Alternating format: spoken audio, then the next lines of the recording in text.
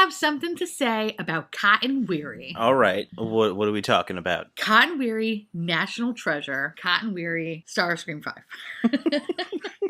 Bring me Cotton Weary. You know, when we actually get if we get an audience for this, Yeah. we should do 100% Cotton merch. Oh my god. 100% Cotton fan, because we're all 100% Cotton fans, especially We Nick. are. Oh, especially Nick. Nick loves him. He's Nick. like, he texts me all the time. He's like, Cotton Weary's like the best character in the movie.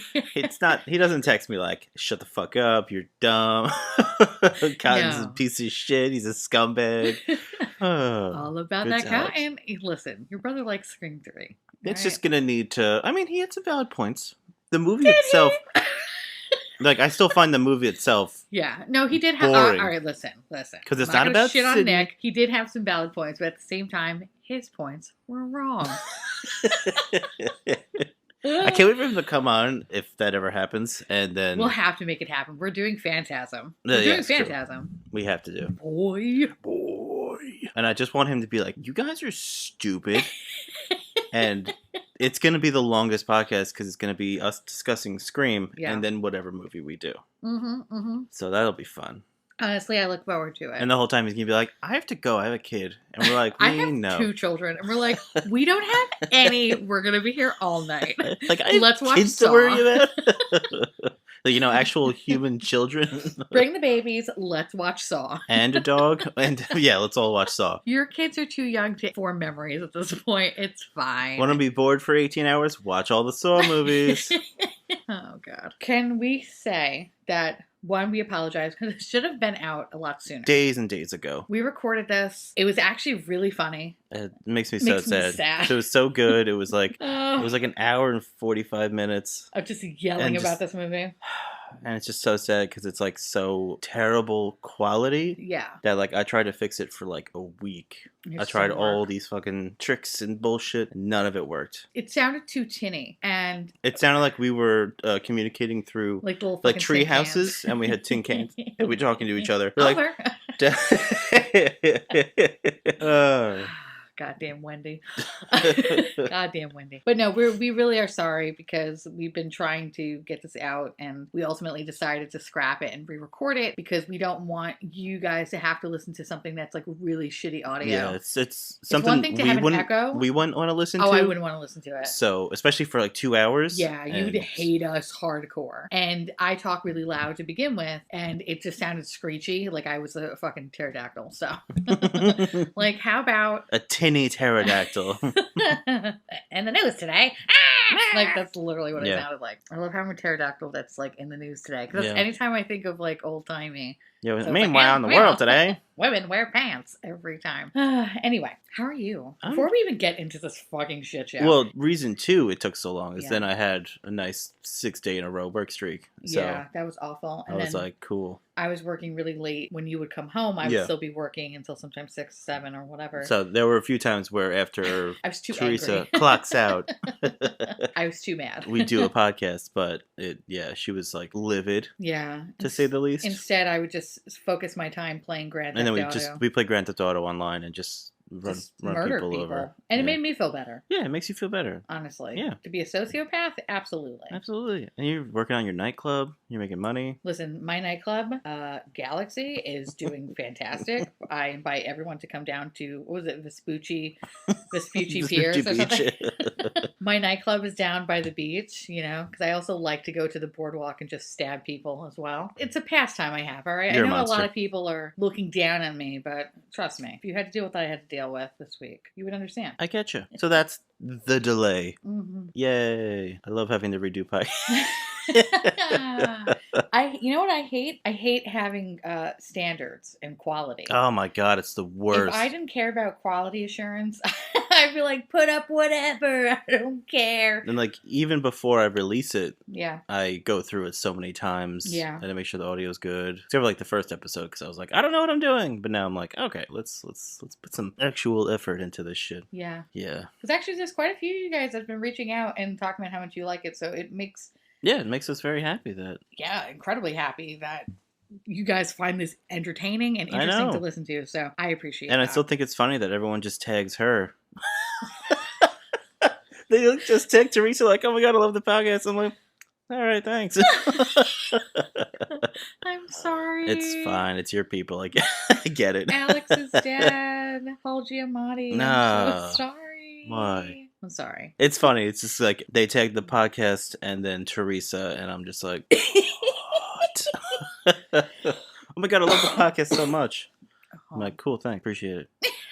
Oh, God. But thanks for listening. I appreciate it. God damn it. Wow. Someone's salty. So deep. Listen, guys, can you just show some Alex... Show some Alex some love. Show Alex some love. And make sure you say, Alex, you're doing a great job. You're definitely carrying the podcast. Teresa is awful. Well, Teresa records and then clocks out. And she's like, all right, it's your problem now. You do everything else. And I'm like, got it. Listen, I said, hey, do you want this to be your baby? And you said yes. And no, I said, that was the plan. I'm like, yes, because you have your fucking I'm YouTube here channel. To collect my paycheck of nothing. Same. And I go on my merry way. Yeah, I know. So are you basically demanding people to tell you that you're doing a good job? No, I just think it's funny that it's like... Oh, it sounds like you're mad. Sounds like somebody is about to kill me. Why? With a baseball bat. Like The Shining! See how I put that full circle? Did he use a baseball bat? Yeah, he tried with the baseball bat and then the axe. Baseball bat was the first thing that popped in my head. I thought you were going to go back to Grand Theft Auto. Because you do like to hit home runs with some people. I mean, I do too, but I like the murder hatchet. Because you go all murdery. Wow. And it's great. Sounds great. Yeah. If people did not know what I was talking about, this would sound awful. And that's going to be most people, because I can't imagine too many people are like, oh, I know exactly what you're talking about. Grand Theft Auto Online. You do those one weird quests on the online game, and you get this weird hatchet, and then you just get stab people in the face. I love it. Yeah, it's great. Yeah, it's a good time. It's good times for all, especially all the children you see online. That's the worst part about it. Is first of all, those kids should be in school or online school, whatever the fuck school those is. Those kids to them. Should not be playing Grand Theft Auto. Well, that's the other thing too. Is like, what's it for 17-year-olds technically? Yeah, or at least teenagers. Yeah, these kids are like 10. These kids sound like they just came out of a fetus. They're like, ah! Yeah, they're like, I gotcha! They're not saying that, but okay. No, yeah. They're saying things that I will never say. Yeah. That are not in my fucking vocabulary. Not in our wheelhouse, so it's like, ooh. Yeah, I was like, how do you even know what the fuck that is? All right. Who told you that, little fucking idiot? Kids are fucking assholes online. But yeah, that's my favorite, is not playing with them. So oh my God, it's the best. We have private public games. Yeah. And games where it's just us and Hippo Man. Yeah, Hippo Man, which is Alex's younger brother, in which he just likes to kill me. Well, he also looks like the Joker. Yeah. I'm sorry. You know what's so funny? When I look at the Joker's face, I could see Brett's face in it. And I'm like, wow, it kind of looks like Brett. Wow. Huh. Wow. I can't wait for Nick to hear this. It's true, though. He does kind of look like Brett in a weird way. Which Joker? His character? Yeah. Oh, okay. His character. The character that he played in Grand Theft Auto kind of looks like Brett. Okay. In a weird way. If Brett was the Joker, that's what it would look like? I feel like Brett is 2 weeks away from doing it. If he has to not go to work, I feel like he's about 2 weeks away from. If he goes to work, it's 3 weeks away. Before painting his face white and, committing genocide. The rest. Y'all know the rest. Y'all know Joker. Oh, it's so much fun to play online. I love it. Anyway, so that's kind of like what's been going on as a stress reliever. Some people work out. Some people knit. I like to just stab people in the face on a beach. Yeah. Good times. Good times. It's not real people, so it's all good. Yeah. If it was real, I couldn't do that. I don't. I was actually thinking about that. Why? Like, could you stab somebody? I would be like, so I couldn't do it unless it was like just like casually, like, hey, what's up, man? Yeah, like, oh God, why? But like, there's no motivation. You have to be like, there has to be motivation, right? That's what drives people to do shit, or lunacy. Well, that's what I'm saying, is that some people can just go do it and be like on their merry way. Sociopaths are like... Yeah, that's what psychopaths are. I'm going to kill you. But like, that's what I'm trying to say. It's like, even not having that quality about me, only my character, I don't think I could unless it was like a fight or flight situation. Yeah, I feel like I don't think I could stab somebody. That's how a normal person should feel. Well, no, it's actually kind of funny because I feel like sometimes I'll talk to people and they're like, if I could. And then they like detail out what they could potentially do to somebody. I'm like, what? Yeah, but a lot of people... like, that's crazy. A lot of people could say that or have thought about it.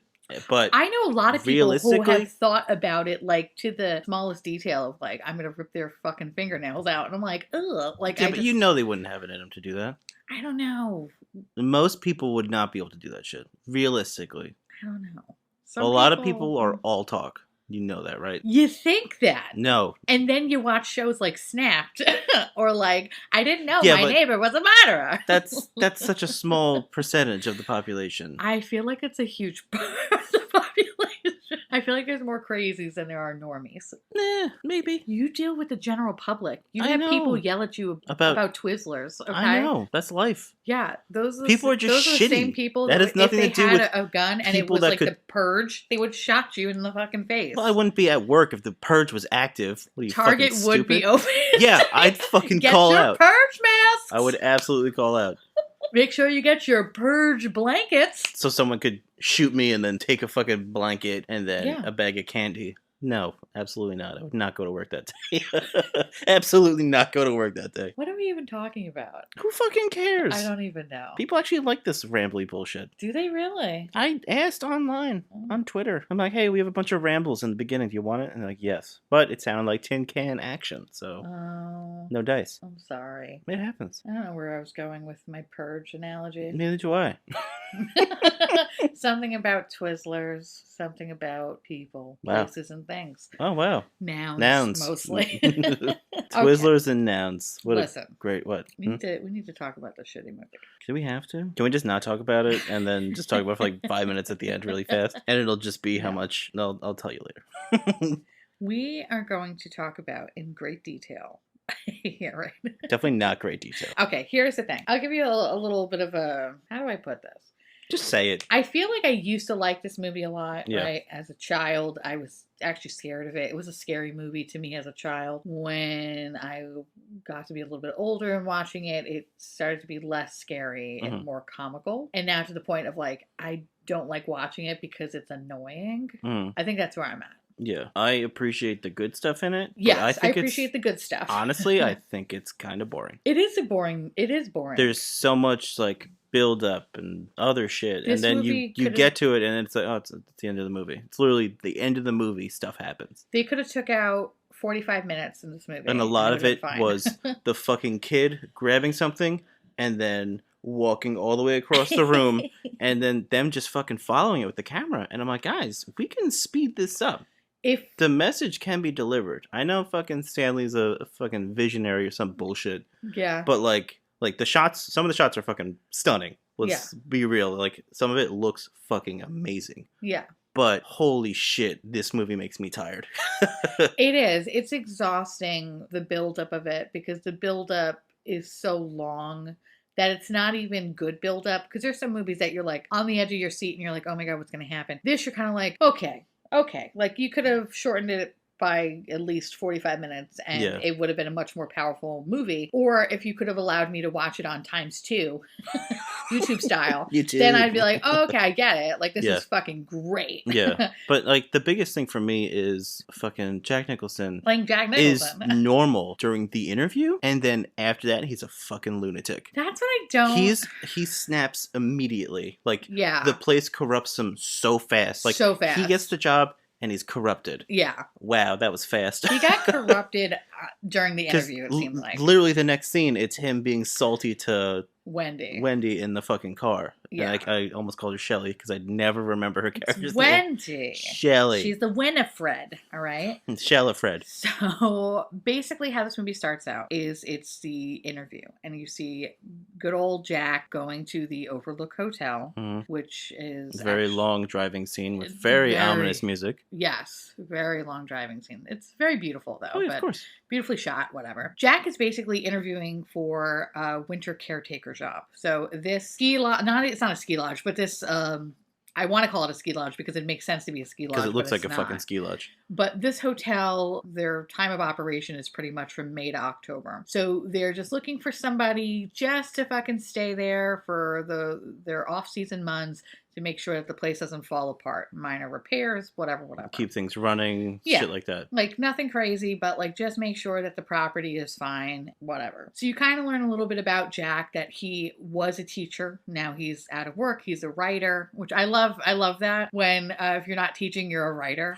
Like it's just like, oh, that's what I do. Like, how do you pay the bills? I don't.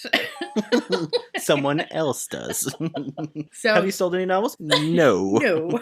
I am a writer. So they used to be, I think they were from Vermont, right? And they just settled in Colorado. And he talks a little bit about how he has a wife and a kid, and that's pretty much it. Mm-hmm. So it seems like he has the interview in the bag. Oh, like instantly. It's like, they were like, you got the job. It. Let me just... It cuts the interview. It says, interview in text. And then it's like, you got it, guys. Yeah. Nailed it. Great job. It was very strange. And then he's like, let me just go over things for you. And so the one thing, which I noted in my 7 notes that I put in, that so Mr. Ullman, who's the man that's conducting this interview, says, before you say yes, I just want to tell you about a really funny thing that happened here. And he doesn't say funny, but he kind of laughs when he tells the story. After he says it, he's like, can you believe this? Basically, family, back in the 70s did this caretaking job, same thing that you're applying for. And husband went insane, murdered the whole family. It was really killed cute. His 2 girls and his wife with an axe. And Jack just was like, all right. Like, he's just like, cool. My wife will love those details. She's into ghosts and other shit like that. Yeah, like, I don't know. That's not terrifying or anything. No, that's like, oh, you got the job. Oh, now let me tell you the nitty gritty. Yeah. But I love how he was like, pretty much it's because of isolation. Like, they got isolated. Husband went insane. Probably what's going to happen to you. But are you okay? Are you cool with that? I mean, it hasn't happened in 10 years. And he's like, fucking totes. I'm good. Let's do this. Now that he's okay with it, they decided to go around the hotel, I guess, and just, check out on things. And that's when he calls Winnie, or Wendy. When he calls Wendy, her name is Winifred. Shellifred, mm-hmm. Yeah. He calls Wendy to let her know that he got the job. And this is where you meet his family. His other half, who just looks like a disgusting, greasy olive oil. She is olive oil, but she just looks so greasy. It bothers me how greasy she looks. She needs some... Was that what everybody looked like in the late 70s, early 80s? Maybe. They didn't have dry shampoo back then. Oh my God. That girl needed dry shampoo more than anything in the world. And a deep conditioner. She needed a lot of things. But what I did love is that she just constantly smoked. Yeah. Like the kid kid got secondhand. He was jamming. Lung cancer. He was jamming the sandwiches in his face. With smoke billowing in between every line, and you just saw the smoke just flying around the room, and you're just like, cool. I'm surprised that kid was like, red rum, at the end of it. He just developed a smoker's voice. That's what I thought. Ma. Hey, Ma. Hey, Ma. Dad's crazy. Can I get my fire truck? In my version, that's what would have happened. Someone needs to re-voice over that, all of the kids' lines. Red rum. Sorry, Ma.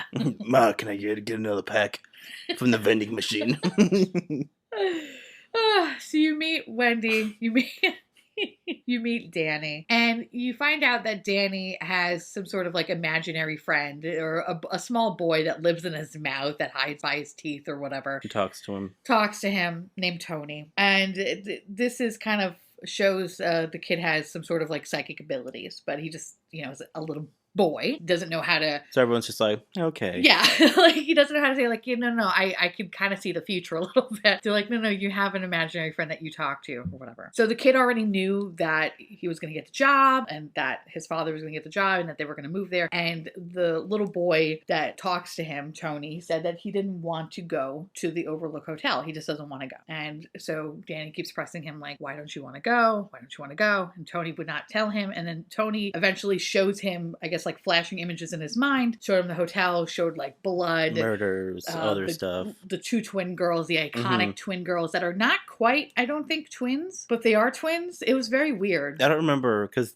I didn't want to rewind because I don't want to rewatch any scene of this movie right now. Because Ullman said something about like 8 he said, and 10 I don't remember if they were 8 or 10, or 8 or 10, yeah. but they were definitely like the same size. They looked the same age. Yeah. Yeah. So he sees all this stuff and then eventually, I guess, like passes out in the bathroom. So then it cuts to the next scene where a doctor is in-house and looking over at Danny and kind of asking him, do you remember anything that happened? And kind of pressing him a little bit more about Tony, because Danny mentions Tony. So now you kind of find out a little bit more about why or how Tony appeared. And it's because Jack, I guess when they were living in Vermont, had a couple of drinks, because he had a drinking problem.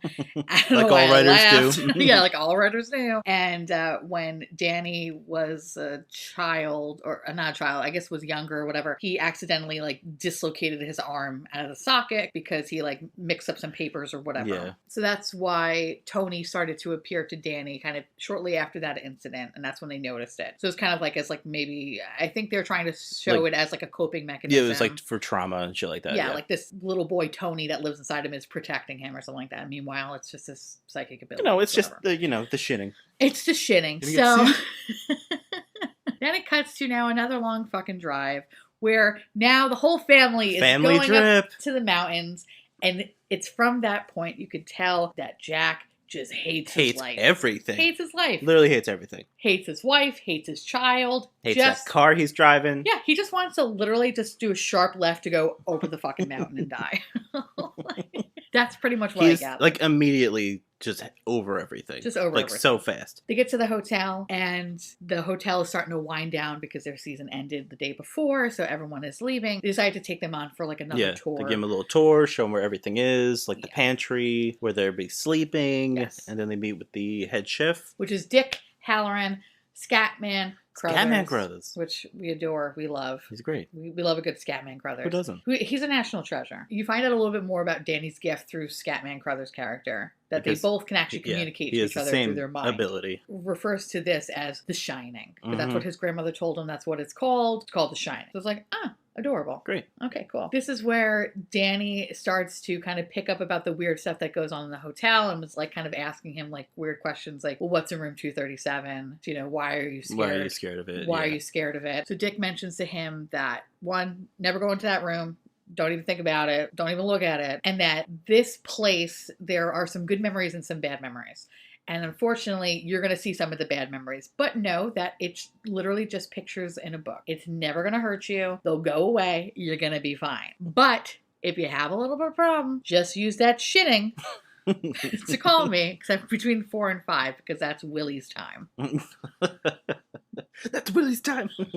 That's all I thought about when they were talking, eating ice cream. I was like, it's Willie's time.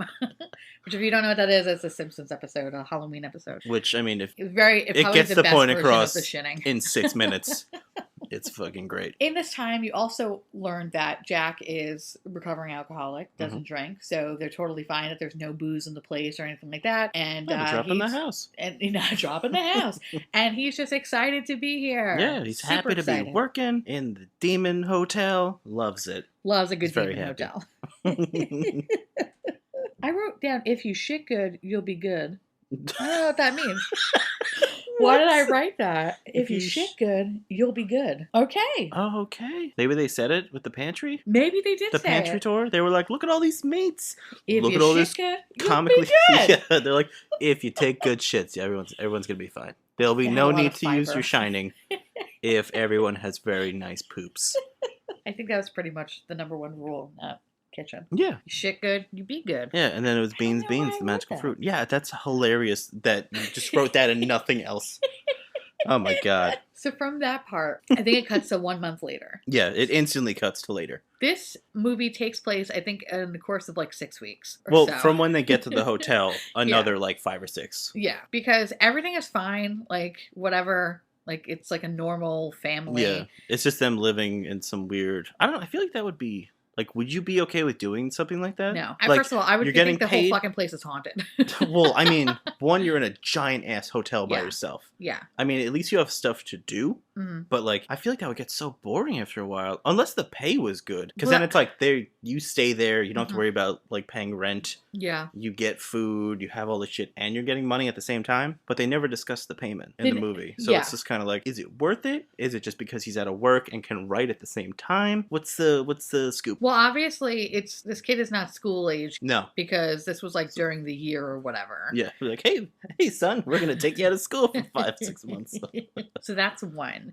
Two, I'm assuming that maybe it was a decent amount of money that it just made sense for them to do it. Yeah. I'm assuming. For all of them to do it? Maybe because if she wasn't doing it sounded like she wasn't working or I think she was just like, it was back then, so it was like house mom. Yeah, house mom. You know, just mom time. Mom time. Mom time with the kid and, imaginary friend. Virginia Slim cigarettes. Like, that's really what it is. Mom time is always smoking time. Mom, can I have another Virginia Slim? Oh, fuck. But they're pretty much just like, living a normal life. Jack is just irritable. Every time he sees Wendy, he just looks like he wants to kill her. And this is, I guess, my issue with this movie is that, and I don't even want to be like, oh my god, the book's so much better. Like, I don't want to be that person, but like, the book is so much fucking better. And you see the descent into madness. Yeah. It was instant. There was no descent. Like, he was fucking annoyed. He went from unemployed to working at this fucking hotel to a crazy person. Oh yeah, in a drop of a hat. I mean, it escalated, but he got crazy so fast. Super fast. And it was like, what? Yeah, it was unbelievable because he would just be very snappy. And I felt like she did most of the work. She did all of the work. No, she definitely did all the work. He was just in that one giant room not typing. Yeah. And then it would cut to her like in the fucking sub-basement turning on the heater and all the other shit. Just so checking it's the temperatures. Yeah. She's like actually working down that checklist that they were given. Yeah. And then he's just sitting there like chain smoking, not typing.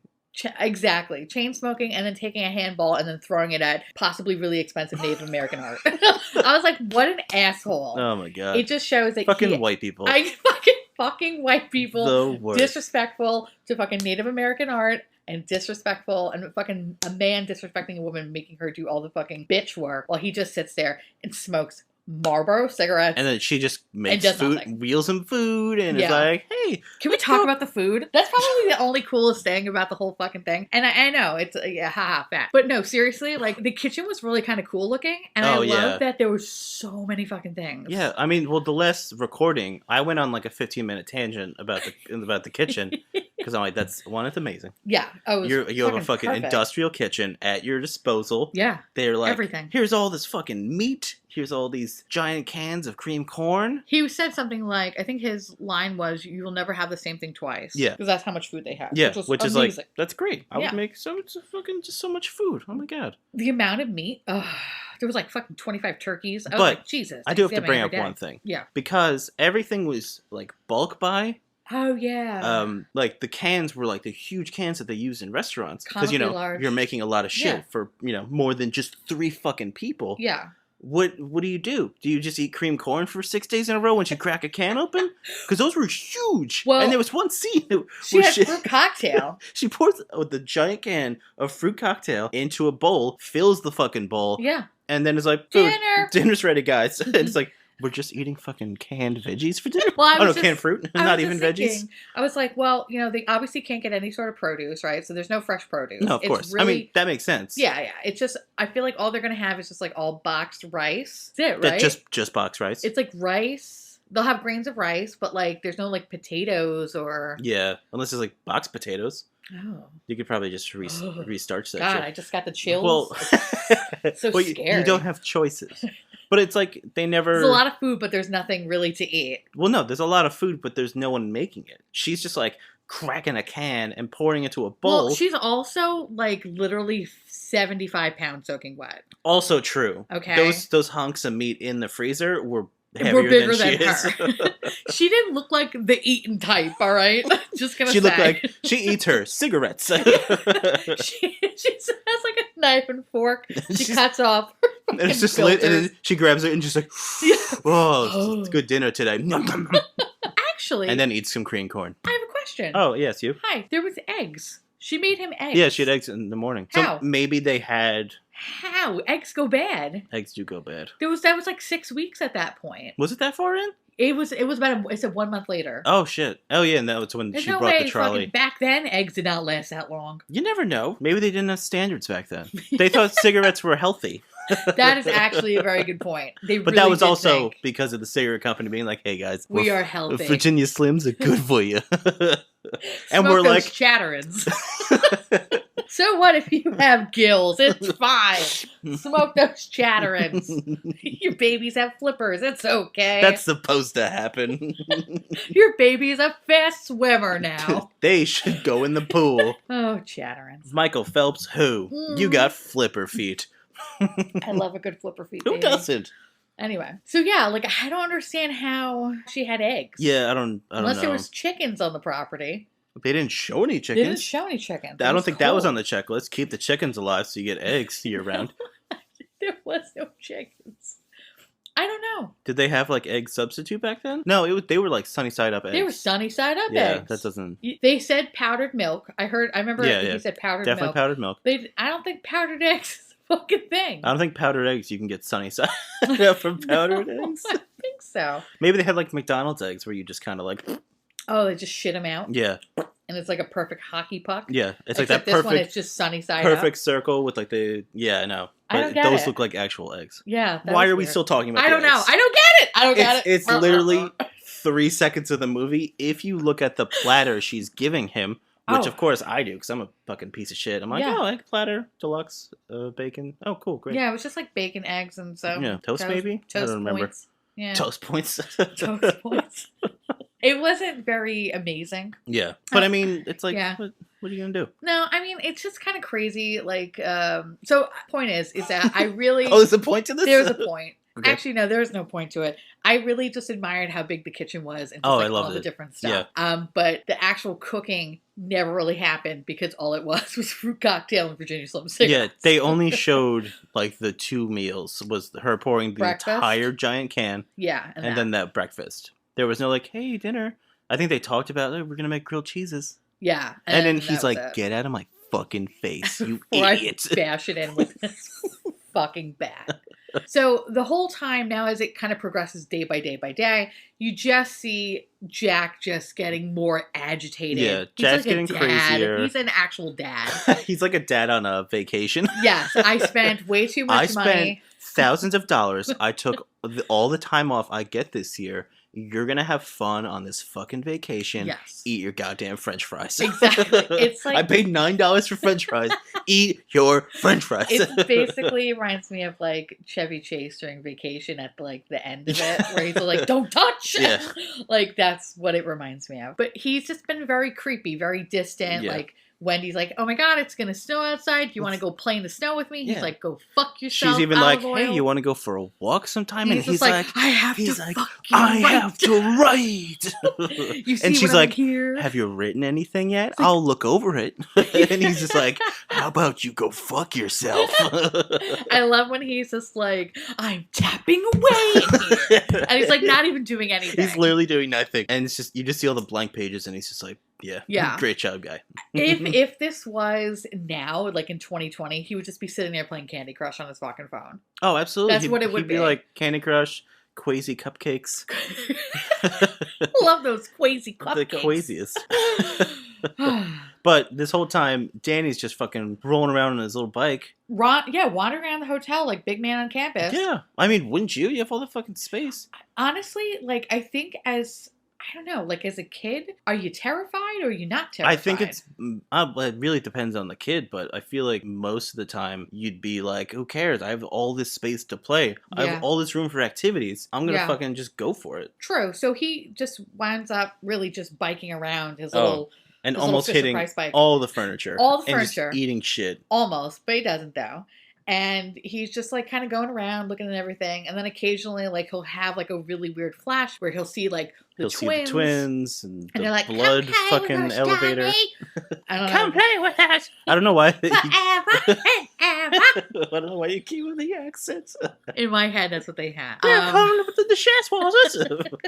So, like, he'll see that and he'll kind of get panicky or whatever. But, like, the moment that a lot of activity happens for him is that one day he's just, like, sitting in some random hallway. Some giant hallway. His mom has no idea where the fuck he is, ever. Why would they don't have walkie-talkies? What if he busted his face on an end table? They never have a walkie-talkie, and the only way to contact the outside world is, like, this CB radio. Oh, that she uses later on. She's like, over. Yeah, where she just talks to the police station because her husband won't talk to her. Yeah, I need someone to talk to, over. And I love how the police officers are like, well, is that it, ma'am? Because, like, we got emergencies to do. I have something to do, and he goes right back to Quasi Cupcakes. It's like, okay, no problem, over. I'm just gonna smoke my cigarettes, over. I'm gonna keep smoking all my ciggies, over. Back to Quasi Cupcakes. So Danny's sitting in the middle of the carpet, and a ball gets rolled to him. He first thinks it's his mom, dad, no, nothing. He looks up, there's literally no one. There's nobody. It's a long-ass hallway. He's like, ooh, must be my mom. He then starts to walk down the hallway and realizes that it's room 237 is right there, and the door is open. And that's it. And then it cuts to Jack in this whatever room that he set up in to, fake write. He is sleeping on the desk. It's not even comfortable because his head is hanging off the desk, and he's just screaming. Wendy, the good worker that she is, running from 5 miles away, in and the she's basement. just flailing her fucking arms. When she runs, she is like an inflatable wacky tube man every time. She's like, just running. She runs to Jack, and Jack is like, oh my God, I had an awful dream that I hacked you and Danny up into tiny pieces. Well, at first he's like, I had a dream I killed the both of you. Like, just looking right at her. And she's just like, why the fuck would you tell me this? And he's like, oh, it gets worse. I just saw myself chop you into little pieces. Yeah. And it's like, she's like, dude, okay. Next time you have a dream, keep it to yourself. You don't like sharing? No. You said you wanted me to share my feelings. Exactly, Wendy. Not everything's happy. So at the same time, as she's trying to comfort her husband, because he's just fucking crying and whatever, a mess, Danny comes into the room, like, sucking his thumb, and you can tell he just got fucked up. He definitely got fucked up. Yeah, he got his ass kicked. His little weird sweater is torn. Well, he wore all the sweaters. Like, he was sweater. Yes, he was a little sweater boy. Yeah, he was a sweater boy for these adventures. And I love how she's just like, Danny, just go away. Your father's fine. Over. And Danny just would not take that as an answer, just kept slowly walking to them. And so she's just like, I'll get rid of him, don't worry. I'll go throw him outside. Over! And then she runs over to him and realizes that he got fucked up looking, and he has scratches and bruises all over him. So she immediately just picks him up, looks at Jack, and just starts screaming, you did this to him, you're a monster. And he's just like, what? And he's like, what? I just had a dream that I killed you. I actually didn't touch him. I just had a dream I murdered you and chopped you into little pieces, but I would never do that. That doesn't sound like my MO at all. I didn't hurt him when he was a baby. I'm not that crazy yet. She then runs out of the room with a noticeable doll. With the dummy, yeah. Yeah. Which that was one of the fun facts that we learned, that she couldn't pick him up. Or no. It was Stanley Kubrick didn't want the boy, Danny, to know that this was a horror movie. It's so funny. So apparently he told him that it was a drama, and any crazy scenes, they just kind of were like, oh, it's a dummy. So she pretty much picked him up, and then when she was yelling, it was him. And then when she walked away, because you could tell because the hands are kind of sticking out and not moving. Yeah. And he looks like he's dead. He's like a fucking resuscitation doll. Yeah. Apparently the kid didn't find out that it was a horror movie until 7-8 years later. That's hilarious. Until after it released. That's hilarious. And he finally watched it and was like, oh. Oh, this is spooky. Is a horror movie. It's not a dramedy as I thought it was. I thought it was one of those rom-coms. I mean, it is a rom-com in a way. So that was a dummy. Yeah, that's hilarious. It's all-terrain dummy. Sorry. As they leave, now Jack is befuddled and is like, what the fuck? I don't understand. I didn't even do anything. He then stumbles his way into the gold ballroom, which is their most opulent ballroom that all these crazy parties happened, and it's their famous thing, and da da da. And there's nobody in there. So he decides to just walk over to the bar and just sit at a bar. And he puts his head down, and then when he puts his head up, he starts to smile, and he starts to talk to Lloyd. And a bartender fucking appears. Yep. An old-timey, creepy-ass fucking bartender appears. Yeah, he does. and pours him a fucking drink. Yeah. Which, it's like, I know. How does that have to happen? Like craziness. Yeah. Like I feel like, maybe after 3 months, I feel like you would see a Lloyd. Not after fucking 5 weeks, Yeah. You think it would be towards the end of them having to watch it. Yeah. But he wasn't even like halfway through. No. It wasn't even Christmas yet. I was like, what the fuck is going on? Did the crazies kick up when it just starts snowing? Is that how it works? I pretty much. And he starts to just talk to Lloyd. As Lloyd gives him more drinks or whatever, he starts talking about how what did he call his wife? Sperm bank? He called her a sperm bank. Yeah. Which I was like... Yo, sperm bank. I know. Like, wow. Wow. So. Okay. Uncomfortable. It's like that woman literally does everything for you. All you do is yell at her, and that's how you talk about her. Yeah, she's a sperm bank. Classy. Piece of shit. Right. And talks about how, she's awful and obviously lying, and their son, he would never hurt the son, except for that, one time. It happened one time. But she won't let me live it down because, I pretty much almost took the kid's arm out. Who cares? That's basically what he was saying. But this was also one of the points where the time didn't line up. Yeah. I don't know if that was an error in terms of, like, maybe he was just ad-libbing some shit. Yeah. And they were like, fuck it, keep it. Like, that was great. Keep it in. Because like, when Shelley said it, it was... 5 months 5 months before. When he said it... He said 5 months ago. He said... Which doesn't make any fucking sense. That doesn't line up. If anything, it was almost a year at that point that he stopped drinking. Mm-hmm. Well, actually, no. Well, didn't he say like 2 years or some shit? He said a much longer like time frame. That's right. Yes, you're correct. Because he said something like that happened 2 years ago or whatever. He said like much longer. It's like that. And in reality, it hasn't even been a year. It really only been like 6 months at that point. So it's just like, I don't know if it was he fucked up and they just were like whatever, or they just never caught it, or maybe he really didn't have it. Or it's supposed to be because he's crazy. Yeah, like he had no concept of time at that point. I don't know. They don't explain a lot in this movie. No. Because it's just kind of like stuff happens. Well, someone goes across a room, visuals, pan. Yeah. And then you see a flash of something. Next character. I will say, though, for me, like, I really love the scenes with the bartender because the bartender does such a great job of just being a creepy-ass bartender. Also known as a bartender. Sing! Like, I love that because I just loved his whole, like, appeal and his voice. Like, he was perfect for that. Yeah. He was fucking one of the best characters in that. And unfortunately, their conversation gets cut short because Wendy is now like running around the hallway, flailing her arms.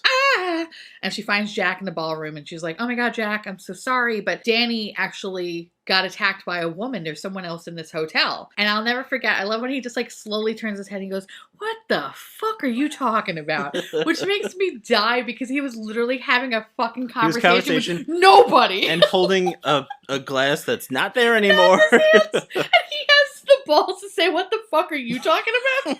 Like, you're crazy. All right, fine. So she's like, oh my God, go to room 237. There's a crazy woman in the hotel. Please. Like, it's hurting Danny. We got to get her the fuck out of here. And he's like, fine, I'll go check it out. And then this is probably like the weirdest scene. This is one of those weird... One of the weirdest scenes. This is one of those weird scenes where you're like, oh, what? So the door is already open. There are lights on, and it's actually like one of those...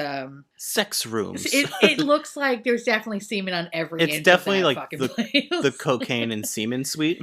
Oh, for sure. Yeah. For sure. If you took a black light, it would be bright white You would be instantly blinded. You would also have semen remnants on you for whatever reason. You didn't even sleep on it. You just walk in the room and you're like, oh God, I feel it on me. So he goes into the bathroom and you could tell that there's somebody sitting in the tub. Slowly the bathroom curtain opens up and you just see a lady. Some lady just butt ass A pretty naked. Topless lady just like, hey. Like, what's up? So he then is like, he gets very excited. First he's confused. Yeah, he's confused and then it instantly goes away. He's just like, yeah, my dick is growing. I'm on board.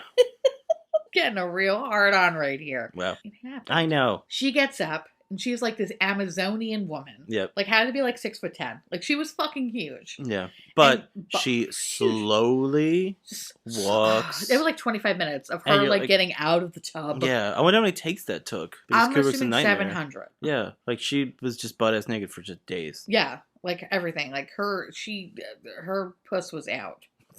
Puss was out and her little hair was coiffed and whatever. Anyway, she gets to like the middle of the bathroom and then he like meets her up with her. He finally starts walking towards her. And then they just start kissing. They start making out. Like no big deal. Like NBD, he's just like, bro. I don't have a wife. Fuck who? Sperm bank? Fuck her. Fucking come dump back there. Get out of here. Make out with you, Amazonian woman. And then he opens his eyes and looks into the mirror and then sees that this beautiful woman now turned into like an old, decrepit bloated witch. Corpse. A bloated corpse, basically, that just had like these crazy ass liver spots and just some dead lady. I don't know. Like my favorite though was when she just started cackling. And he was just like, and then he just runs out of the room. Yeah, and then he goes to Shelly and he's like, everything's fine. Everything's fine. There's nothing in that room. The lights were on, but there was no dead woman in Maybe there. the boy did it to himself. Yes. Which to me, I was like, how is that even possible? The kid's like fucking 4 or 5 years old, and you're saying that he literally bruised himself. He choked himself. He had that much... Well, we all saw the end of Scream 4. Emma Roberts threw herself into... picture? Or Emma Robertson, as I like to lovingly call her. Yeah, that's Nick's favorite when you say people's names wrong. She throws herself into a picture frame. She throws herself into a table. She stabs herself. It's great. Possibilities are endless. Oh, she's perfect. Yeah. Perfect. Perfect. So she's kind of like, Why would he do that? What, over? No, why would he do that to himself? Oh, yeah, why would he do that? And she's just like, okay, well, I guess that kind of makes sense, but I think it'd be really good if we leave because this is kind of crazy now. And that's when he just goes nuts on her. And it's like, Wendy, I have a responsibility, which I want to be like, bitch, please, you do not have a responsibility. You are not downstairs checking all the valves. I'm here. I have a job. I have stuff to do. And she should be like, and you've done none of them. I've been opening the cream corn cans. Who's opening the cream corn? Me. Who's calling the police station on the radio? Me. Over. Because my husband doesn't want to talk to me. Me. So she's kind of like just looking at him like, what the fuck is wrong with you? Because now you make absolutely no sense. And he's just going on a wild tangent about how she should basically just go fuck herself. She doesn't have any sort of work ethic in her life. It didn't make any sense. No, but I mean, he's crazy. He doesn't have to be logical. No, he's definitely He literally just made it with a ghost woman and then went downstairs and was like, everything's fine. It's fine. So clearly he's doing all right. Then he leaves the apartment or whatever. He literally goes back down to the ballroom because I guess he just wants to finish his drink at that point. And now the ballroom actually has a party. It's popping. It's beautiful. There's like all these balloons everywhere. People are dancing. I think they're celebrating New Year's or some shit like that. Everybody has like 1920s garb on. Garb. And he, heads over to the bar, and there's a couple people sitting there, and of course our adorable baby Lloyd's there. Mm-hmm. And he's like, okay, I'll have another drink. And Lloyd's just like, no, don't worry. Oh, no, he's trying to pay for the drink. And then Lloyd goes, no. Your money's no good here. Like, it's on the house. And I just love when Jack's like, I like to know who's buying my drinks. And Lloyd's like, it's not a matter that concerns you at this point. He's like, all right. Yeah. And he just drinks. I like how he says that and then immediately he's like, all right, never mind. I'm not going to argue it. I don't care anymore. He gets up, he starts doing some weird soft shoe, and then walks into a waiter. Spills all this orange drink on him, or whatever the fuck it is. I think it's orange drank. Orange drank on him. And then they decide to go to the bathroom to go get it cleaned up. In the bathroom, you discover that this man that's cleaning him up is named Grady. Grady is the actual old caretaker back in the 70s that axed his whole family. This is probably the weirdest fucking scene because Jack Nicholson is just overacting at this point, and he's just like, so Grady, like it was just you look familiar there. Which to me I thought was really funny because in the beginning of the movie he had no idea that any of this happened, didn't see any of the papers or anything like that, like was totally unaware of this man murdering a whole family. Really, that happened? Cool. Yeah, like, oh, cool story, bro. Now he's like, I've seen the papers. I know your face, Grady. I've studied everything, Grady. I do that instead of writing. I don't know why it's like Jack Nicholson and Christian Slater that we're doing. I don't know. But then Grady has like this weird, thick, like kind of like English accent almost. Yeah, kind of. I don't understand. I don't know where these people are from, but he's just kind of like, I believe you are mistaken, yeah.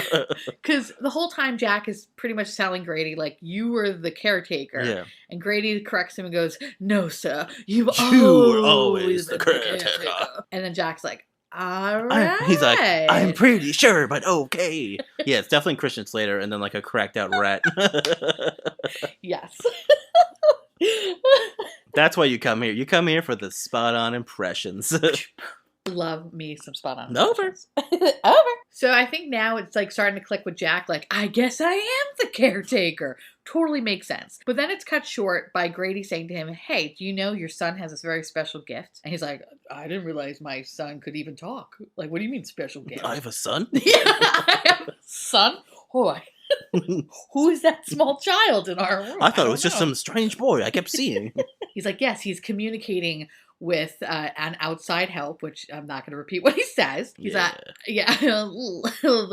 not friendly. Because he says it, and then Jack says it. We're like, cool. I know, like they kept repeating it, and I was like, and you're like, I mean, guys, it was very different back then. I know it's a different time, but Jesus. Which I mean, it's never okay to say that, but it was just like how they just literally like 4 times. You're like this. I was like, why are you saying guys, this? we fucking got it.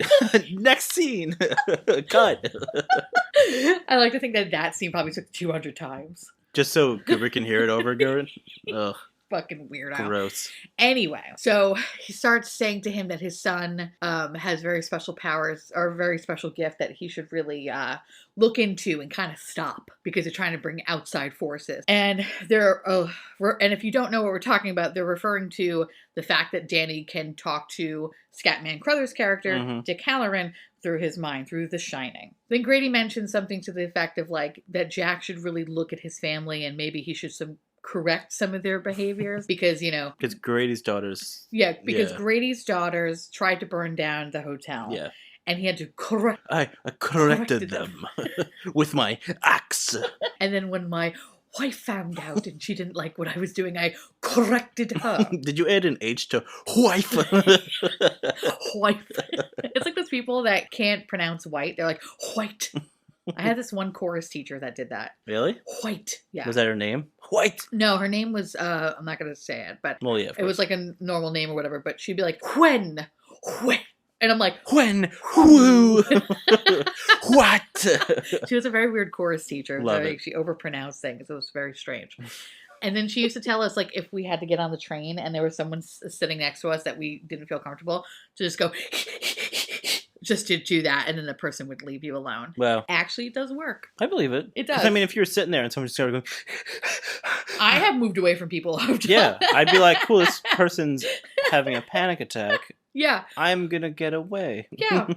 Great. They're about to explode. So he corrected them. He corrected them. With an X. Okay. He asked him a few questions. He asked them. He asked them a few questions. Oh, he sure did. So now, while he's still like hamming it up in the bathroom, it kind of pretty much cuts to Wendy, who's like, you know, I don't feel right about just sitting here with my son who got attacked by some ghost lady. Like, we need to really leave this hotel.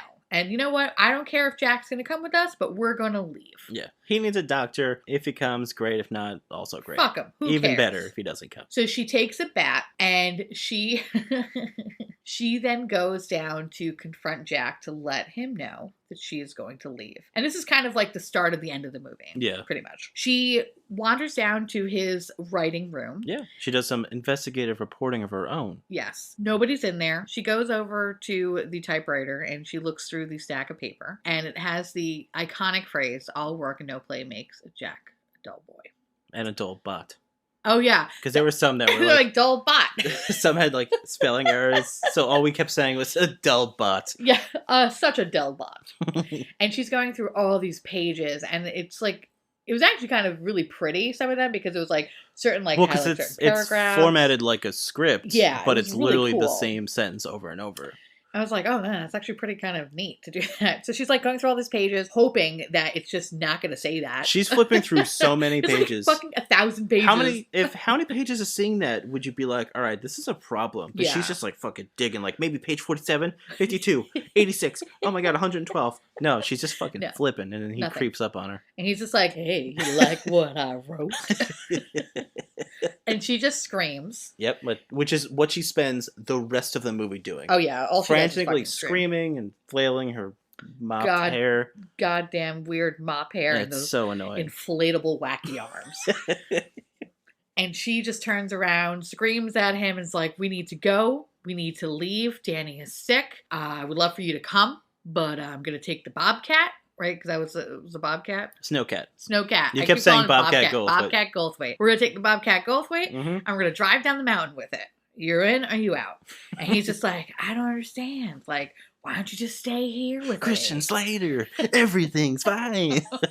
And then he just pretty much just kind of just berates her that she's a fucking idiot. Oh my God. And I fucking hate you. And like, he just destroys yells her. At her. Yeah, just wrecks her. And she's now getting nervous because she's like, something's not right here. He's being really fucking crazy. I'm going to slowly back away with this huge bat. And as she's going up the stairs, that's when he just snaps and is just like, give me that bat so I can bash your fucking brains in. Yeah. And she's like, bitch. And she first, I guess, hit him by accident. Like, he went to grab and she hit his hand. And he was like, ow, you actually really hit me.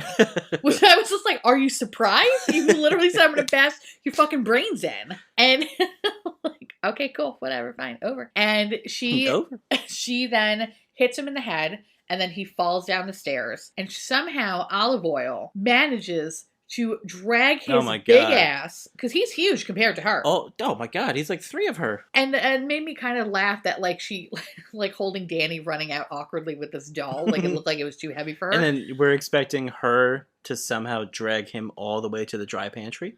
I know. Like that was a fucking long walk. Serious? Bro. She didn't get like a dolly or like a cart or anything. She just fucking wheels his ass bare hand, just exactly yanks him down. Trying to get him. Finally gets him into the dry pantry and then locks his ass in there. And he finally wakes up and he's just like, oh my God, Wendy. Oh man, my head hurts. I need to see a doctor too. He starts to sound normal. She starts to kind of second guess herself. Like, oh, maybe I shouldn't have hit him. Maybe he's okay. And then when he realizes she's not going to budge, he just starts yelling at her. He just starts yelling at her and just laughing, saying like, bitch, you're not going to leave. You're never leaving here. I pretty much wrecked the Bobcat Goldthwait and I wrecked the fucking radio. Why don't you go see for yourself? Yeah. Haha, bitch. And she's like, no. And then she just runs. Yeah. Well, after listening to him like yell at her for like 5 minutes, like, she's like, stupid. I'm going to leave the room now. She runs away and then she realizes that pretty much everything She checks on the Bobcat. Fucking gone. It's all fucked up. So she then goes back into the room and she just takes a nap. Oh my God. Yeah. She just passes out. Now, what we didn't talk about is that when Danny got hurt, he started to use his shinning to talk to Scatman Crothers. That's what we didn't mention. So I apologize to that because now Scatman Crothers' character, you see him traveling. The outside help is Scatman heading to them. Yes. Because he tries to radio them and they're like, the tower's down, it's not working. Because of the huge snowstorm. Because of the storm. Yeah. So he's like, all right, I'm hopping up. Cuts to him on a plane and then on a fucking... Driving 5 hours to get to a Bobcat Goldthwait and to like drive up a fucking mountain. Up the mountain. Yeah. So he's just fucking on his long adventure. He's just running. Yeah. So you find out Danny is no longer Danny anymore. It's now Tony. Yeah. Because like Danny just disappeared. He just tapped out. He's like, I'm all set, thank you. So he starts writing Red Rum, which took 25 minutes. Oh my God, the scene where he literally, he slowly walks over and just then walks all the way back. And you're like, guys, this scene is 9 minutes. He took like the lipstick and was like looking at the lipstick and then walks over to the door. Writes Red Rum and you're just like, guys, this scene was... God, it's so long. So long. When we watched it, Teresa was literally like, fast forward. Yeah, I was just like, come on, nothing is happening. And it was 9 minutes. It was 9 minutes. Yeah, it was like 9 minutes. I was like, wow. And then she sees it in the reflection and Red Rum says murder. And you're like, oh my God. Oh, back to screaming, from sleeping to screaming. So then it cuts to Jack, who is making himself really cozy in the pantry because he is comfy. Cannot get out because it's deadbolted.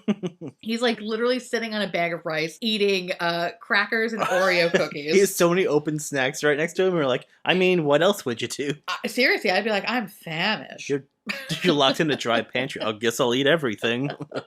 So he's eating there, and then all of a sudden you hear Grady on the other side. And Grady is pretty much just making fun of him. The fact that he can't even kill Olive Oyl like, or his son. You can't even kill your family. Obviously, you don't have any commitment to this hotel. Like, you're being real stupid right now. Like, I don't even, like, you're obviously not the man for the job. And he's like, no, give me a chance. Like, I've had some complications. Yeah, I fell down some stairs. But I'm all set now. I'm ready to kill. I'm all in. Send me in, coach. I will kill my family. So then the fucking ghost magically unlock the door. Just like click, and you're like, all right. I'm out. So Jack now grabs an axe and heads up to the apartment that they've all been staying at. And as Wendy's trying to figure out what her next move is, it gets rudely interrupted by Jack just breaking down the door with a fucking axe, to the point now they run into the bathroom, lock themselves in.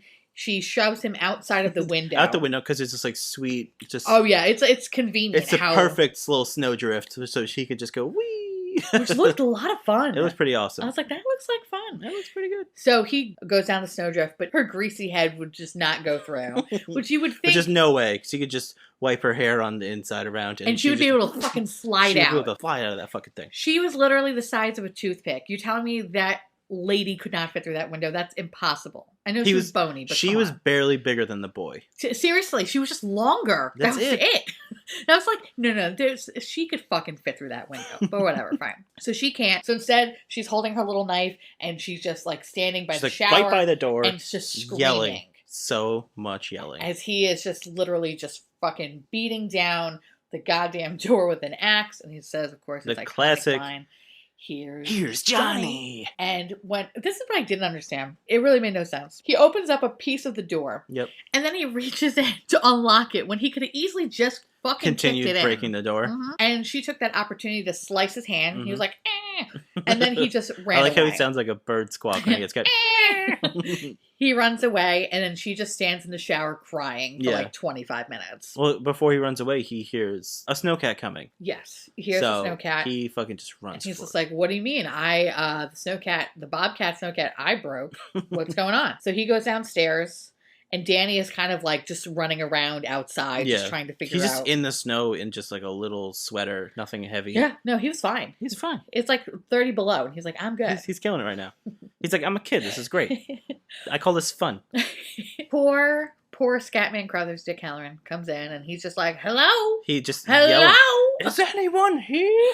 He's like, hello, guys. Over. Is anyone over here? Over. He walks around and then ultimately meets his demise. And just takes a corner. Jack just axes him. Right in the fucking chest. It's so sad. Yeah. It's like... I was so sad. I know, because he fucking spent his miles. I know. He spent the airplane miles to get up there. He rented from Miami. I know. Yeah. It was nice there. He fucking flew... He rented a snowcat. He had to put a down payment on that. I know. It was sad. Back. He's not getting back. He's dead. He's dead. He's never getting that back. He's getting back nothing. You know what I love, though? I loved his little hotel room or whatever, like, little residence he had. And he had, like, he just had those, like, the... naked black ladies. Yeah, naked black ladies that were just so perfect. That were just posing. Yeah, like, all right. It was almost like Charlie Angels kind of posing. Like, they're sitting on their knees. Like, except they were just... Yeah, like, ooh. Butt-ass naked. I listen. People like what they like. You know what you like. And you know what? He really loved Charlie Angels type ladies. Posing. Butt-ass naked. Sitting with their big old titties. Good for him. Big old bitties. Big old bitties. Oh, God. Anyway, so he's dead. And... So he's dead. So now... Jack goes outside and starts screaming for Danny, and then Danny starts to make a break for it to the giant hedge maze, which we failed to mention. There's a giant hedge maze. Yeah. That is like iconic or whatever. Like that was a thing that they were famous for, and it was one of those hedge mazes that you needed apparently like an hour because you get lost in there. It takes a long time to figure out how to get out of. So Danny makes a break for it in the hedge maze, and Jack just like follows his little teeny footprints. He's like, I got you, Danny. He's like limping to find him. Wendy now gets out of the room and is like, oh my God, I totally forgot I had a child. I need to go find out where he is. Yeah, she's just frantic in the bathroom for like 8 more minutes. And she leaves the bathroom. This is where like the hotel just starts to fuck with her, which is kind of interesting because she's just like quietly screaming, Danny, Danny, Danny, like running around the hotel. And she happens to like hit this one area of rooms where the doors are open and she just sees a fucking... They never explain this, but you see this like fat man that pretty much looks like John Candy from Spaceballs on his knees sucking someone else's dick. Yeah. And they're just like, what's going on outside? I love how they both look at her like, you're interrupting what we're doing. We're busy. We left the door open on purpose. I'm a furry. I still don't understand what that was about. I have no idea. But she sees it and she goes, ah! And then she continues runs. to go, She runs, and then she meets up with Grady, who has like a fucking bullet to the brain because he basically shot himself in the head. And he's just like, lovely party, isn't it? And she's like, ah! And then she runs further, and she finds that the whole lobby now is just all skeletons. She turns it was like Halloween cobwebs. And then she's like, oh! And then it flashes to like cheesy skeletons, and she's like, oh! And then she sees the blood off an elevator. Ah! She runs and she finds poor Dick Halloran on the floor. Ah! She goes outside and she's just like, ah! She's just screaming constantly. She's literally, that whole part of the movie, she's just yelling. Flailing her fucking so wacky loud. arms and just screaming. So Danny did the smartest thing as he was running around. He kind of figured out, like, he needs to also get out of this fucking maze because otherwise he'll die in there too. So he starts to, like, backtrack some of his tracks. But it's, like, so slow. Yes. Like, I know he had a head start, but they show him take 5 steps back, and it takes like 4 minutes. Yeah. Just him slowly backstepping. It's like, all right, we get it, guys. Yeah, we get it. He's backstepping. I got it. He climbs into one of the little turnoffs, brushes all his footprints away, so Jack just keeps going forward. Yeah. Jack doesn't even see the difference. He's like, fuck this, I'm just going to keep going because that kid's small and stupid and I'm smart and I'm going to kill him. I'm an adult. I'm smart. So he just continues to get lost further and further and further into the maze. Danny backtracks, gets out of the maze, runs into Wendy who's flailing outside screaming. And it's like, Danny! Ah! And then picks him up, puts him in the Bobcat Goldthwait, turns around and descends down the mountain. And as the Bobcat Goldthwait is going down the mountain, you just hear Jack is like, Wendy! He just makes all these weird yells like, bah! And then eventually just cuts to the next day. He collapses and then it cuts to the next day. And he's frozen to death. He's just sitting up a popsicle. He's just like... The fucking classic meme of anytime it's fucking, there's like a snowstorm on Twitter, you just see fucking Jack Nicholson as a popsicle. Like that's it's like, that's really what we chose to do. Like that was it. It looks so, it's so fucking funny. And that's pretty much it. And that's how the movie ends. Yeah. Yeah. And that's it. That's the shinning. So like this movie, I like how you're just like, I got nothing right now. I got nothing. I like how this movie has plenty of iconic scenes and moments. Yes, there is. The blood elevator. Yeah. The twins. Yeah. The rolly ball with no one there. Mm-hmm. The here's Johnny. Yeah. The give me the bat. Give me the bat. Lloyd. Like, yeah. Brady. The haunted hotel. Mm-hmm. Plenty of iconic fucking moments, but there's so much like snooze. Yeah, that's the problem. Is that like I said in the beginning of this, is that they could have taken 45 minutes out of it. Yeah, they definitely could have cut some out. It's like, because it's like even the intro, it's like, it's like credits, long driving scene. Yeah. But it's filled with scenes like that where it's just like, it's long, it's slow, and it's like, if it actually builds to something, it's at the very end and it's small. Yeah.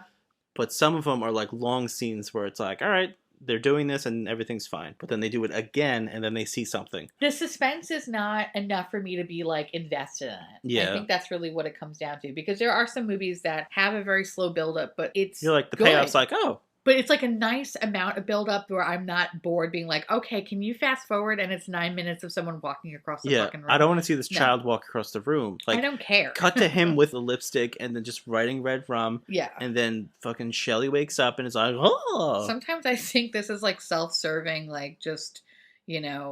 jerk-off masterpiece of like, oh, I fucking created this build-up. And like... probably, because he's like, I took someone else's work. Yeah. And I'm going to make it my own. See, I think that's what also kills me, too, is that, well, Stephen King's movies in general, anytime there's like an adaptation of his movie, adaptation of his books, it's 9 out of 10 times garbage. Oh my God, yes. It's always bad. Absolutely. I could fucking do... I mean, there are so many movies that are just fucking terrible. How many Stephen King movies are good? How many? Listen to the silence.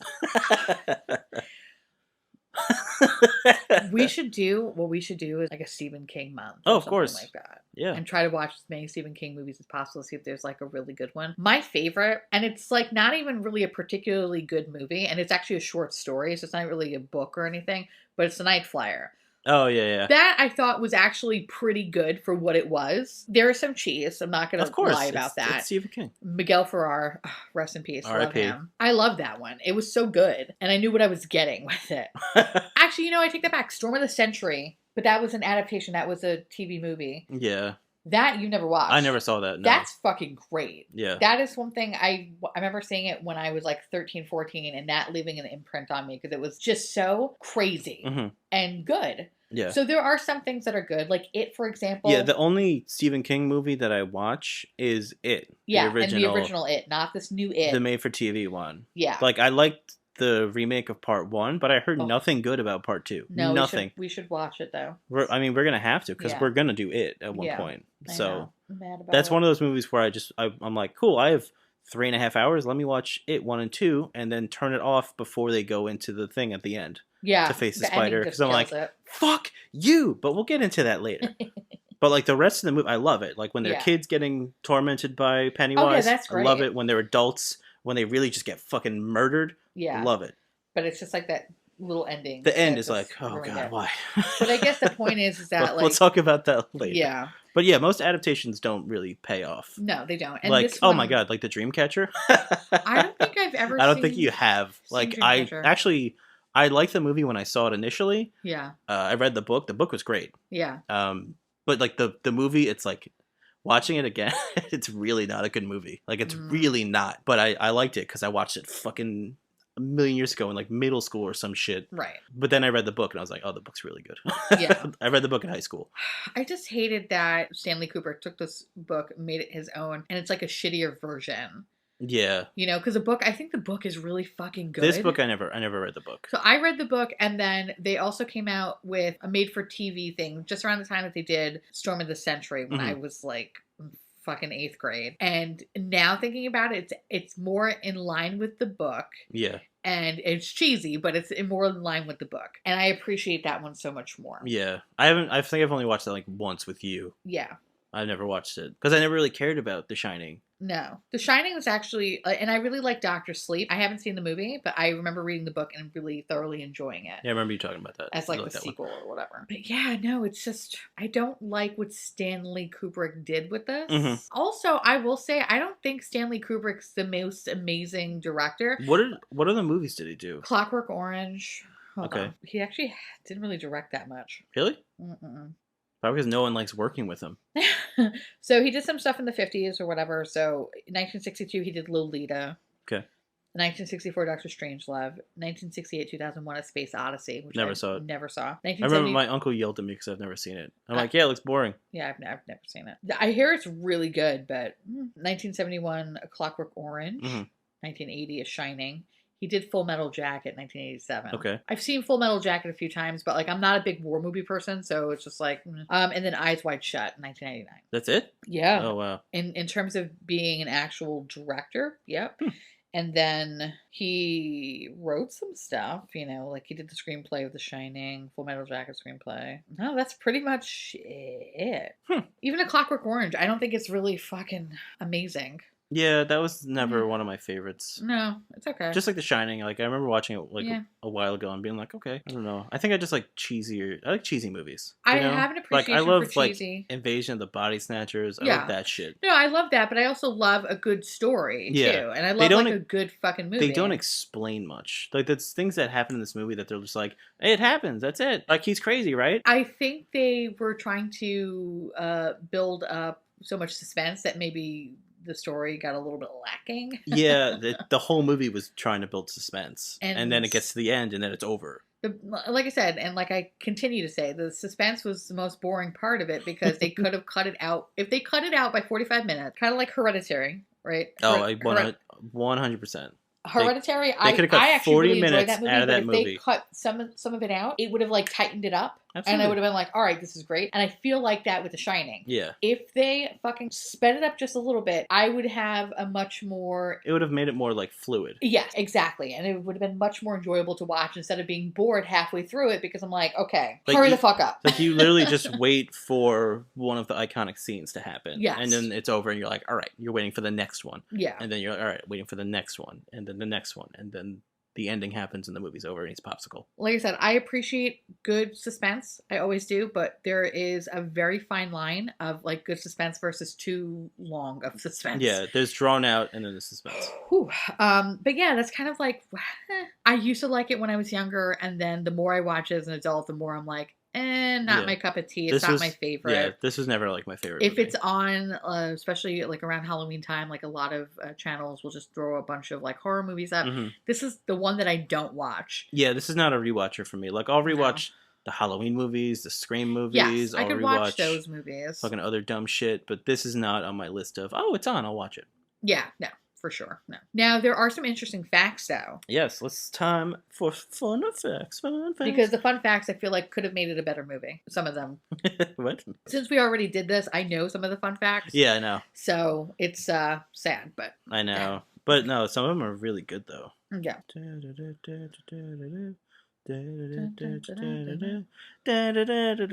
Okay. Jack and Shelley expressed open resentment against the reception of the film, feeling that critics and audiences credited Stanley Kubrick solely for the film's success. Yeah. So they're just like, oh, it's all Stanley Kubrick.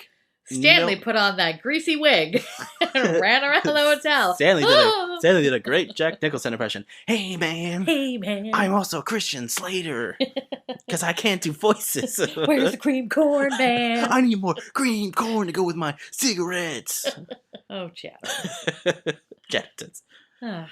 So yeah, they were not happy that they got none of the credit for hilarious. Stanley's vision. Oh, God, fuck that vision. According to Shelley, the Here's Johnny scene took 3 days to film, and they used 60 doors. 60! That's annoying. I know, that's annoying. So many takes.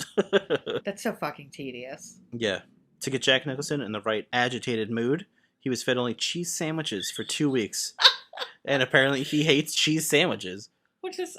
But I mean, like... So is everybody on the set being like, oh, here's your filet mignon, and here's your cheese sandwich. I'm going to have my steak from the crafts table. Here's your cheese sandwich, Jack. I'm like, how many... I mean, like, what kind of cheese are we talking about? I'm pretty sure it's just, like, American cheese. Oh, that would drive me insane, too. On white bread. Oh. Nothing else. God, no condiments either to jazz it up? What would you put on it? Mustard? Ketchup? Mayonnaise? Honestly, at that point, just to feel alive. Relish. No. Relish? I don't know. What are you, my little brother? Listen, it's crazy. Yeah, I find that hilarious that they're like, hey, let's make him actually mad. Yeah, let's make Dad mad. Garbage. Let's give him that. No, thank you, sir. Kubrick's known for his compulsiveness and numerous retakes. Got the shot of blood pouring from the elevators in only 3 takes. Wow. That's a record compared to the last scene. But it would be amazing if it didn't take 9 days to set up the shot. What an asshole. And then and then after it happened, Kubrick would say, it doesn't look like blood. If I was like one of the set people, I'd be like, you gotta be fucking kidding me. Hey, it's fucking red. Who cares? It's not thick like blood. It's literally red water. It doesn't look like blood. Like, fuck you. Like, fuck you, I quit. The snowy maze in the conclusion of the movie consisted of 900 tons of salt and crushed styrofoam. Festive. Fun. That's fun. That's how you make a frozen maze of death. Salt and styrofoam, am I right, guys? Seriously. Because Kubrick lived in England, he wasn't familiar with Here's Johnny from the Carson show that Nicholson improvised, and it almost got cut out. Most One iconic of the like top 5 iconic parts of this fucking movie almost got cut out. That's crazy. To think that would have been cut out. I know. He'd be like, hey, Shelley! The shot of the ball rolling into Danny's toys took 50 takes. Probably because Kubrick was like, it rolled to the left too much.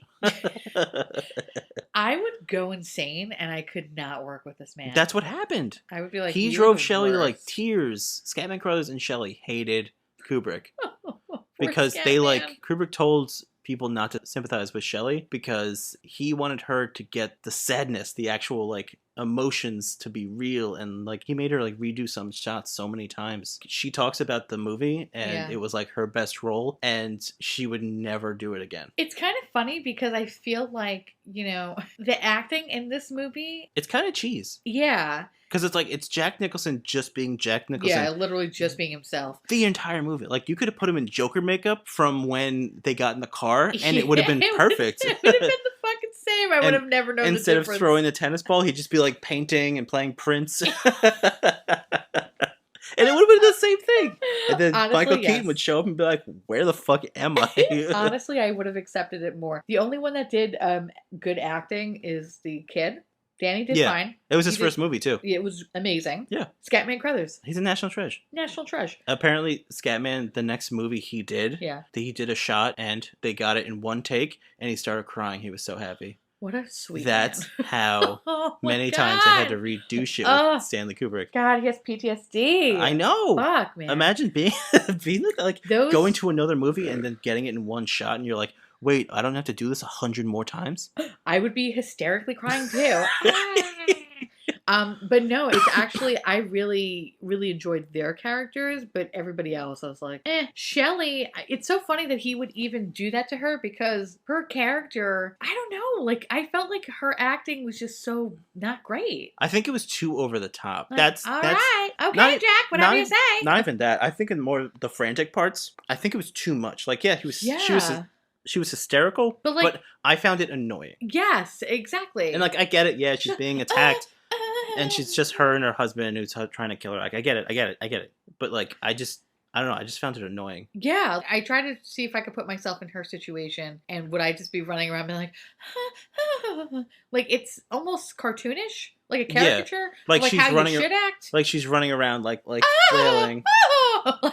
like some fucking, I expected that from like some sort of like Laurel and Hardy 1920s fucking movie or 1940s movie. You know what I mean? Like, I didn't expect it from now. I don't know. Even it's just, I don't know. It's just my opinion. His notes on her, like, I feel like ruined it further. I would love to see what one take of her being normal, because I feel like that probably would. I would love to see like 5 takes, 10 takes, 20 takes. Yeah. The final take. I feel like comparison. It's kind of like that. Like, we've been watching a lot of Community episodes. Oh my god. And I feel it makes me think of like when Troy and Britta are hugging. Mm-hmm. And like, it's like, no, do it again. Do it again. And to the point where they actually have like, they have their arms. Like, you can't even do it with us helping you. Yeah. Like, that's what I picture. Yeah. Like, by take. They're doing 60. That one take for like 8 hours. They're just crying hysterically. Yeah, pretty much. Yeah. I feel like that's real.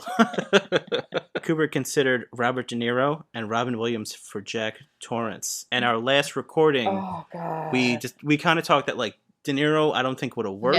No, not at all. Because I don't know. I don't see him. Fear, man. I can't. I don't see him playing that character at all. But no, I think of Goodfellas. That's the problem. I just think of fucking mob movies with him, and I don't see him doing anything else. I feel like he's only that character, and don't see him doing much else. Yeah. But that's just me. Also, we decided that Robin Williams would have been perfect. Because he would have been Mr. Nice Husband in the beginning. Yes. And seeing him go crazy, which we know he can play. Yeah. Like, really well. What's that one movie? Like, watching him go crazier and crazier from, like, the actual, like, loving husband. Yeah. Because Jack Nicholson was not a loving husband in this movie at all. He was agitated from the start. He was an angry dad the whole movie until he went crazy. He was Jack Nicholson like the entire movie. Yes. And then went crazy. Mm-hmm. There's a movie I'm trying to think of. I'm really sorry. I don't want to. I know you don't like me Googling things, but there is 1 Hour Photo with Robin Williams. I know it kind of has like fair reviews or whatever. That movie for Robin Williams is so fucking good because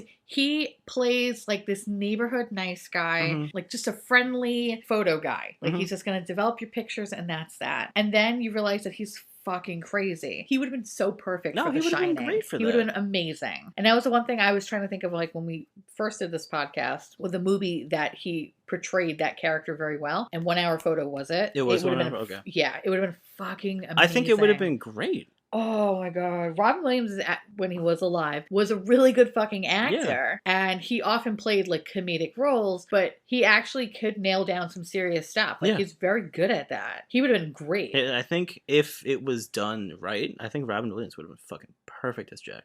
Yeah, because I feel like he could do that kind of fine line of like switching it off really quickly of being really loving husband to I just think him like being nice nuts in the beginning and then just every scene just like flipping out more and more and more and more and more would have been like the perfect balance. It would have been fucking great. It would have been a totally different movie. Absolutely. At that time, was Robin Williams really known for his comedic stuff in the early 80s, late 70s? Mork and Mindy. Okay. That would have been 78. Fucking interesting. I know, which would have been the perfect flip-flop. But I think maybe it would have been too early. Yeah, maybe because people would only see him as a comedic role at that point. Because like he did a lot of other like family shit, comedy stuff. Yeah. And then he started doing like some weird random stuff. Yeah. But I mean, he was always Robin Williams. So. That would have been fucking great. Yeah. I think it would have been fucking ridiculous. Yeah. Seriously. Like ridiculous in the best way possible. Makes me sad that that's not a reality. Yeah. We need to go to that timeline. I know. I was going to say I want to go to that timeline. Stephen King disliked the casting of Shelly as Wendy because King said he envisioned Wendy as being a blonde former cheerleader type who never had to deal with any true problems in her life. Yeah. Making the experience in The Overlook all the more terrifying. Yeah. Which does make sense with, like, the character she plays. Yeah. But Shelley looks like she's, like, not to say something shitty, but looked like she's seen some shit. Yeah, she looked like a little she's rough. Already been through, like, a life, and then this happens, and you're like, oh, shit. Honestly, though, even, to sound like a dick, too, but, like, the pairing doesn't make sense. Yeah. Like, Jack Nicholson with her, it looks like a weird couple, honestly. Well, I mean, realistically, you never see them as a couple. No. You never see them coupley, because even when they're doing the tour in the beginning, it's almost like brother and sister. It's weird, like, snarky, sarcastic lines. All right, dear. They're like, "Come here, dear. Come look at the kitchen," and you're like, ooh. "Wow, ouch."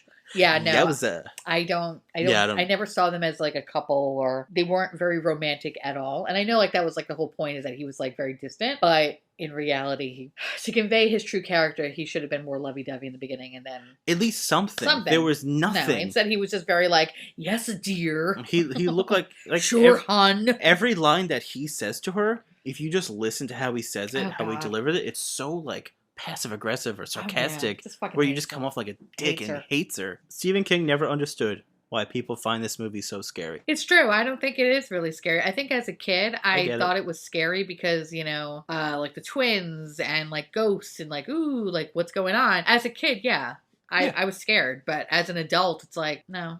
It's more of a drama than anything. Yeah, like a thriller. Yeah, thriller. Not even slow a sexy build thriller. No. During filming, Kubrick made the cast watch Eraserhead, Rosemary's Baby, and The Exorcist to put them in the right frame of mind. Okay. So you're on set and you have homework? Yeah, I guess Watch these movies. Eat only a cheese sandwich.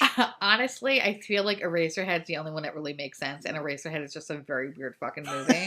So it kind of makes... Does he want people to be confused? Which, that's how I feel. I wish I could... Oh, we actually didn't even end the movie truly ended. What? Oh my god, we forgot about the picture. Dude, I forgot. Oh my god, I just realized that because... Alright, so sorry. Let's backtrack for a second.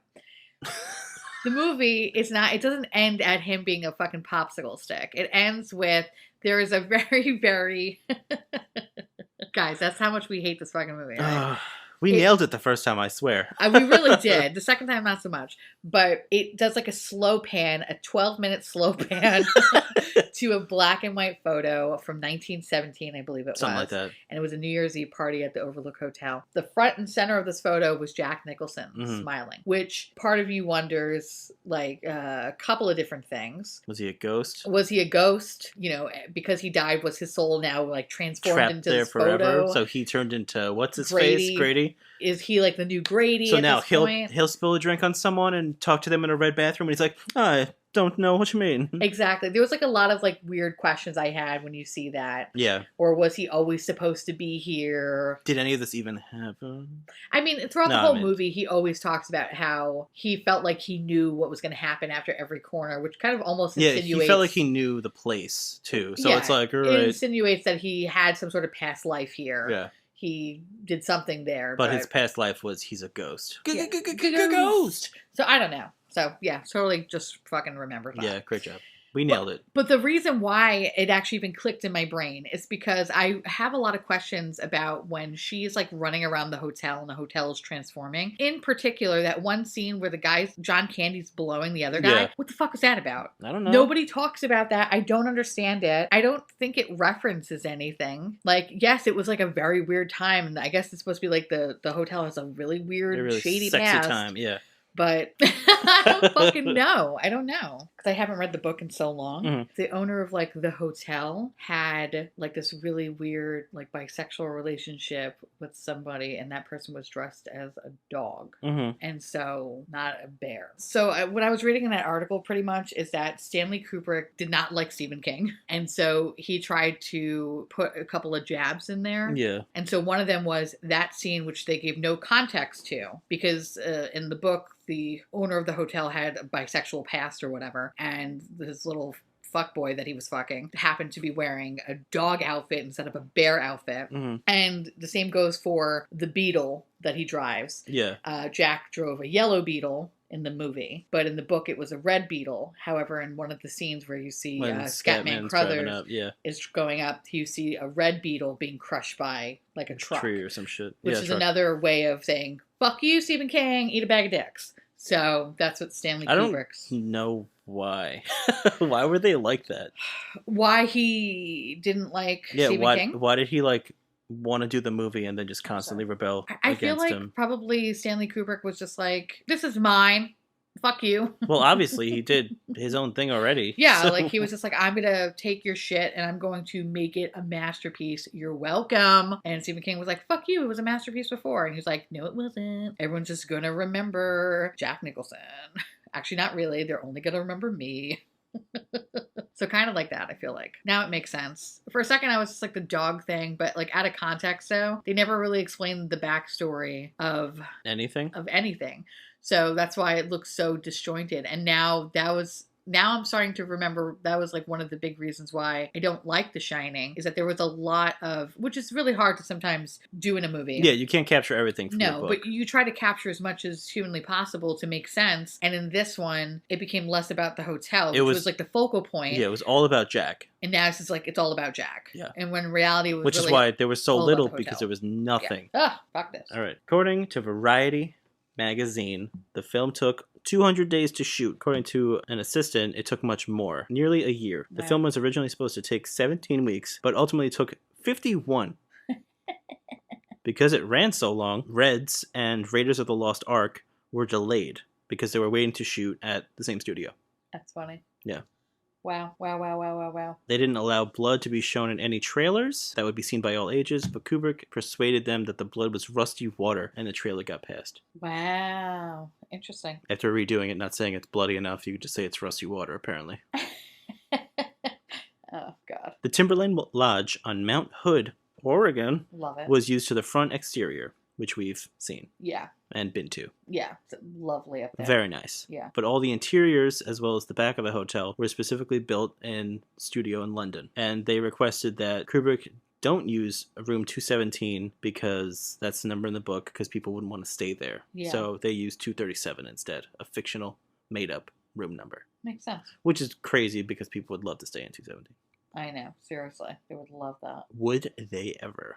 It's actually funny because even like the book was based off of him, I believe Stephen King just like randomly going past this hotel or staying there very briefly or whatever, the Stanley Hotel. Mm-hmm. This one's long. Stephen King was disappointed in the film. In an interview, he said it's like a great big beautiful Cadillac with no motor inside. You can sit in it, you can enjoy the smell of the leather upholstery, but the only thing you can't do is drive anywhere. I would do everything different. The real problem is that Kubrick set out to make a horror picture with no apparent understanding of the genre. True. Everything about it screams that from beginning to end. From plot decisions to the final scene in particular. King disliked the casting of Jack Nicholson as Jack. This was because he felt that in the novel, it was pivotal that Jack is initially a good man who slowly is overcome by the forces of evil, and who is fighting a losing battle against the alcoholism. Due to the casting of Nicholson, who is well known for playing unstable characters, Jack in the film is very much on edge when the story begins. 1000% agree with that. Yep. The character does not possess the inner goodness so vital to Jack in the novel. King wanted to cast someone who could play the character as more genial in the early stages. Apparently, he was very keen on Jon Voight. He was hugely disappointed that the themes of the evils, alcoholism, and the disintegration of the family unit were relatively unimportant of the film. Due to his own battle with alcoholism, because of his personal investment in that aspect of the novel, he was largely disheartened by the film. And I agree, because, yeah, I mean... I agree too. Yeah, it was nice to look at, but it's snooze. Yeah. Stephen King said Kubrick's version of Wendy is one of the most misogynistic characters ever to be put in film. He said she's just there to scream and be stupid. Ugh. All right, yeah. I'm done. So I'm done. Next. I mean, would you recommend this movie to anyone? No. I mean, yes, you have to see it. I think it's one of the ones you have to watch, and then that's it. Be upset like us, and then just be over it. Yeah. And that's it. So let us know what you thought of the movie. Tweet at us at BoardPod. Yeah. Let me know what you think of the movie. Yeah. Do you agree with us? Disagree with us? Make sure you also tweet at Alex. Don't tweet at me. Well, no, I'm nothing. I do. Wow. What no, I got from that. You're the name. Like you're the permanent guest co-host who actually has a following. I'm just Alex. Tweet at us. Let us know what you think. Yeah. BoardPod. Did you like this movie? Do you watch it every year? Is it one of your favorite horror movies? Yeah. Have you read the book? Yeah. Do you like the book more? The book, Has anyone ever watched that the actual Stephen King one? Yeah. That in order for Stephen King to make, Kubrick made him sign an agreement that he would not bad talk the movie anymore. And then he gave him the rights back to shoot it. Wow. Yeah. He's like, hey, stop talking bad about my movie. Okay, you can go make your own shit now. That's hilarious. That's funny. Sounds like Kubrick was a real dick. Yeah, seriously. Let me know, actually, if anyone knows what I'm talking about in terms of the made-for-TV movie. Yeah. I'm curious. Yeah, let us know if you've seen that one, too. It's a cheese fest, but I love it. It's fucking great. Yeah. And that's all we got. I hope you guys continue to stay safe and be well. And Be well. Be well, John Spartans. I don't know what the next one is. We didn't decide yet, so we got to figure that out. We'll figure something out. Yeah. We'll be back very soon. We'll Sorry be back for the soon. delay. Yeah, sorry for the delay. We'll be back. Bye. Bye. Over. Over.